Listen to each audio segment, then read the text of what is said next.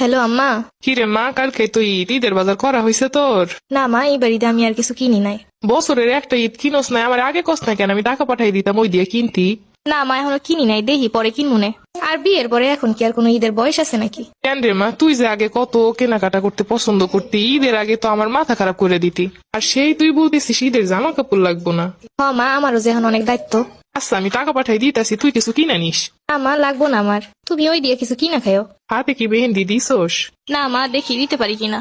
বৌমা কই গেলা? এইদিকে তো রান্না বান্না সব পইরা আছে, কালকে ঈদের দিন সব গুছ গাছ করতে হইব তো। মা এখন রাহি, পরে কথা কমুনে। আচ্ছা মা, তুই ঈদের পরের দিনই চলে আসিস। দেখি মা, যাইতে দিলে যামুনে। ও মা, কালকে ঈদের দিন, কালকে কিন্তু আমার মেয়ে জামাই আইবো। আমার মেয়ে যা যা খাইতে পছন্দ করে আমি সব বাজার করে রাখছি, তুমি সুন্দর করে জানো ওইগুলা রান্না শুরু করে দিও। ঠিক আছে আম্মা। মেয়েদের জীবনটা এত কঠিন কেন? ছোটবেলা থেকে এত ঈদে মজা করে আসছি, কিন্তু এত অল্প টাইমে যে জীবনে এত বড় পরিবর্তন আসতে পারে সেটা মেয়ে না হলে বুঝতাম না। বৌমা এখনো উঠতেছ না? ঈদের দিনটাও যদি এত বেলা পর্যন্ত ঘুমানো লাগে, 7টা বাইজা গেছে, এখনো কোনো রান্না বান্নার খোঁজ নাই। মেহমান সব আইসে চইলা যাইবো। আম্মা, আমি রাত 3টা পর্যন্ত সবকিছু গুছগাছ করে তারপরে শুয়ে পড়ছিলাম মা, এর জন্য দেরি হয়েছে। ঈদের দিনটা একটু খেয়াল থাকে না কয়টা বাজে? মা মা ওর তোর না ঈদের জামা পরতে হইব, নতুন জামা নতুন জুতা। আমি তো তোর জন্য সেমাইও রান্না করছি, ওঠ মা। মা, আমি কি আর কোনোদিন আমার পুরনো দিনগুলো ফিরে পাবো না? মা, আর কি কোনোদিন পুরনো ঈদ ফিরে আসবে না আমার?